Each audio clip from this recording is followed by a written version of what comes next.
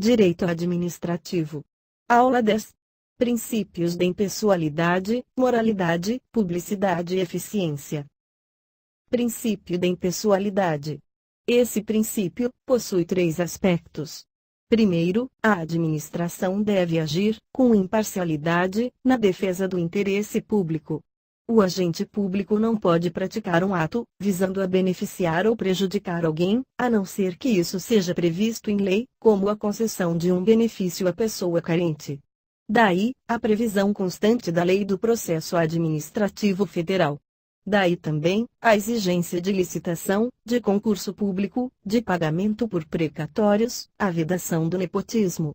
Ainda com relação a esse primeiro aspecto, a administração deve agir conforme a finalidade pretendida pela lei. Por isso, se diz que o princípio da impessoalidade está ligado ao princípio da finalidade, que veremos em outra aula. Deve haver objetividade no atendimento do interesse público, sem discriminações indevidas, sejam elas positivas ou negativas. Veja exemplos de atos, com sua respectiva finalidade legal, e com exemplos de desvio de finalidade. Perceba que em cada situação de desvio, temos um ato de discriminação indevida de alguém. Em segundo lugar, o princípio da impessoalidade veda que a administração realize promoção pessoal, seja de políticos, servidores, partidos, cidadãos ou qualquer outra pessoa, física ou jurídica. Esse é o fundamento do artigo 37, parágrafo 1º, da Constituição. Também é por isso que não se pode dar nomes de pessoas vivas a ruas, praças, escolas e outros bens públicos. Nem criar slogans de governo que possam ser associados a partidos ou outras pessoas. Em terceiro lugar, o princípio da impessoalidade significa que os atos praticados por agentes públicos consideram-se praticados pelo Estado. Esse é o fundamento da norma estabelecida pelo artigo 37, parágrafo 6º, da Constituição. Princípio da moralidade. Normas constitucionais aplicáveis. Veja algumas normas constitucionais, que se referem mais diretamente à moralidade administrativa. Princípio da moralidade. Normas legais aplicáveis. As principais normas legais aplicáveis são: a Lei de Improbidade Administrativa, que é a principal norma sobre o tema. Em seus artigos 9, 10 e 11, a lei apresenta diversos atos de improbidade administrativa. A lei que trata do processo administrativo federal também apresenta normas éticas. E da mesma maneira, o Estatuto do Servidor Público Federal. Veja as principais normas regulamentares sobre a moralidade administrativa. Para lembrar o que são normas regulamentares, veja a aula sobre princípio da legalidade. Como você pode perceber, as normas que apresentamos são federais. Estados e municípios podem ter outras normas semelhantes. Princípio da moralidade. Instrumentos para sua tutela. Para alcançar o efetivo respeito a esse princípio, temos diversos mecanismos. A ação popular, que pode ser proposta por qualquer cidadão. A ação civil pública.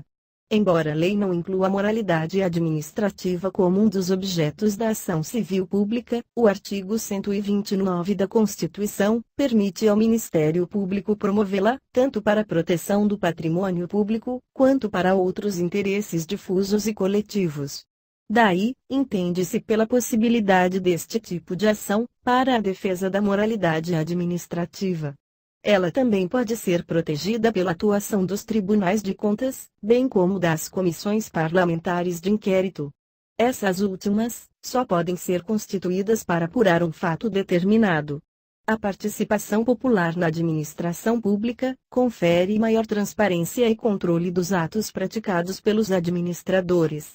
Por isso, é um mecanismo de proteção da moralidade. A doutrina apresenta alguns ensinamentos interessantes sobre esse princípio.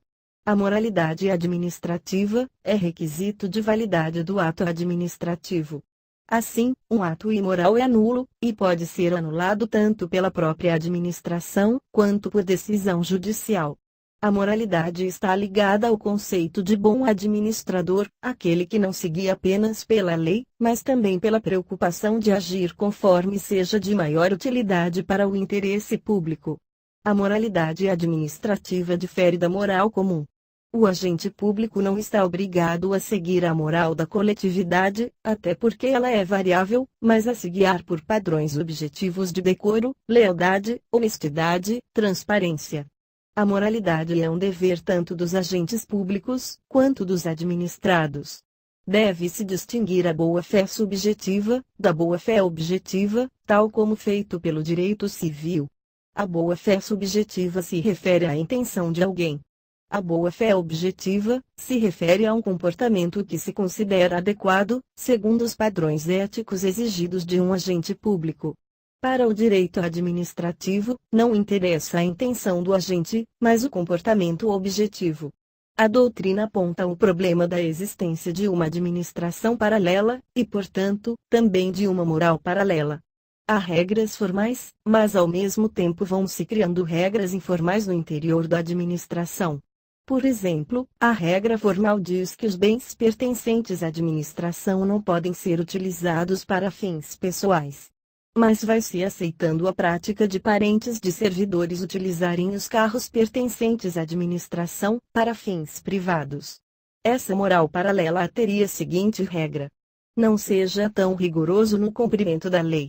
Se alguém questiona essa prática paralela, é rotulado como escrupuloso, quadrado, insensível, ou outros termos. Ou seja, ele é que sofre uma reação coletiva, como se estivesse descumprindo uma regra moral. E, de fato, está descumprindo a moral paralela, porque tenta cumprir a moral formalmente estabelecida para os atos administrativos. Para os doutrinadores, essa moral paralela só pode ser superada pela participação popular no controle da administração. Normas constitucionais aplicáveis. O artigo 5º da Constituição traz vários dispositivos que tratam da publicidade. Pause seu vídeo para ler melhor. Outros artigos, ao longo da Constituição, também se fundamentam nesse princípio. Normas legais sobre o princípio da publicidade. Veja as mais importantes. Note, no segundo item, que há uma relação entre o princípio da publicidade e o princípio da moralidade administrativa. Finalidades da publicidade. A doutrina aponta 4 objetivos da publicidade. Exteriorizar a vontade da administração, tornando-a publicamente conhecida. Tornar o ato exigível. Se fosse exigido antes da publicação, o princípio constitucional da segurança jurídica seria violado. Autorizar a produção de efeitos do ato. Segundo a doutrina majoritária, a publicação de um ato administrativo é condição de eficácia. Para uma minoria, é condição de existência. Assim, para a maioria dos autores, se um ato administrativo é praticado, mas não publicado, já existe, embora não possa produzir efeitos. Se a administração se arrepender de ter praticado o ato, deverá revogá-lo. Assim, suponha que o governador de um estado assine a nomeação de um secretário de estado, mas antes de publicada a nomeação, se arrepende. Segundo a doutrina majoritária, o ato já existe, e, portanto, outro ato deverá ser feito para revogar o primeiro, embora ainda não fosse eficaz. Finalmente, um quarto objetivo da publicidade é permitir o controle de legalidade do ato praticado. Formas de publicidade. O modo pelo qual se dá publicidade a um ato depende da natureza desse ato. Se for um ato individual, basta a simples comunicação ao interessado. Se for um ato interno da administração, também bastará uma simples comunicação aos servidores afetados pelo ato. Se o ato for normativo, e, portanto, ter pessoas indeterminadas como destinatárias, deve ser publicado no Diário Oficial. Exceções ao princípio da publicidade. Temos as duas exceções previstas no artigo 5º, 36, da Constituição. A segurança do Estado e da sociedade. Também o inciso 10 traz outra exceção, que é a proteção da intimidade. Diógenes Gasparini, lembra que as entidades que desempenham atividade econômica não estão sujeitas à publicidade, em razão do artigo 173 da Constituição. A Constituição do Estado de São Paulo apresenta a proibição de publicidade fora dos limites territoriais do Estado e respectivos municípios. Pode-se dizer que se trata de uma decorrência do princípio da eficiência, e portanto aplicável a qualquer Estado, uma vez que acarretaria maior gasto, sem beneficiar os cidadãos interessados. Princípio da eficiência. Do Estado patrimonialista ao Estado gerencial. Para entendermos o núcleo do princípio da eficiência, precisamos saber as formas de administração pública, que marcaram nosso direito administrativo, conhecidas como administração patrimonialista, burocrática e gerencial. A eficiência está intimamente ligada à ideia de Estado gerencial. Inicialmente, temos a administração patrimonialista. É própria da mentalidade colonial. Os cargos públicos são vistos como maneira de satisfazer o interesse privado dos agentes públicos. Não há consciência da distinção entre o público e o privado. Por exemplo, a prática do nepotismo, que é a indicação de parentes para ocupar cargos de confiança, é vista como normal. Essa mentalidade patrimonialista ainda existe. Veja o que o então presidente da Câmara dos Deputados, Severino Cavalcanti, declarou sobre o tema. Depois, temos a administração burocrática. Trata-se de uma reação ao patrimonialismo, que surge no contexto republicano e do Estado liberal. A própria palavra, república, que deriva do latim, res, e pública, traz a ideia de que a coisa pública deve ser tratada segundo o interesse da sociedade, e não do agente público que ocupa um cargo. Tem como princípios orientadores: profissionalização, carreira, hierarquia funcional, acesso ao cargo público por mérito, impessoalidade, formalismo, controle da administração, desconfiança generalizada sobre os administradores e sobre os administrados. A administração burocrática foca sua atenção no controle da administração, através de processos racionais e definidos em lei. Perde-se, assim, a consciência da finalidade de servir a sociedade. Por fim, temos a administração gerencial. Surge na segunda metade do século XX, em razão da enorme expansão das funções econômicas e sociais do Estado, e do desenvolvimento tecnológico. O foco, agora, está na eficiência, na verificação de resultados, na diminuição de desperdícios. Essa administração gerencial, em boa parte, se aproxima da lógica da iniciativa privada. O cidadão é visto como cliente a ser satisfeito. Ela não se contrapõe à administração burocrática. Pelo contrário, se apoia em muitos de seus princípios, como a profissionalização, o acesso através de concursos, a impessoalidade. A diferença principal é que enquanto a administração burocrática deseja controlar as atividades da administração através de processos prévios, a administração gerencial aposta no controle dos resultados.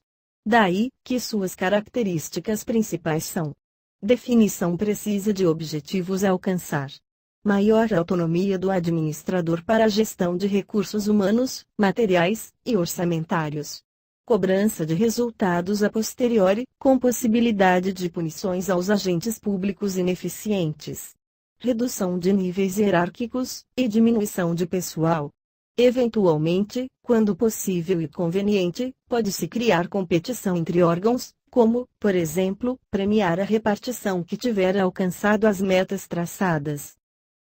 Veja uma lista de exemplos de aplicação do princípio da eficiência na legislação.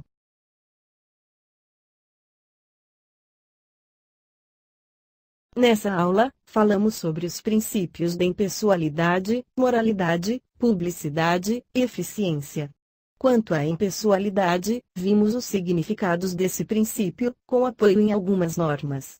Quanto à moralidade, tratamos das normas aplicáveis, dos instrumentos de tutela da moralidade administrativa, e vimos alguns ensinamentos doutrinários sobre o tema. Quanto à publicidade, vimos algumas normas, as finalidades do Instituto, as formas de publicidade, e situações em que o princípio não se aplica. Quanto à eficiência, estudamos a administração patrimonialista, burocrática e gerencial, e vimos que o princípio da eficiência se refere a essa última figura. Vimos também algumas normas aplicáveis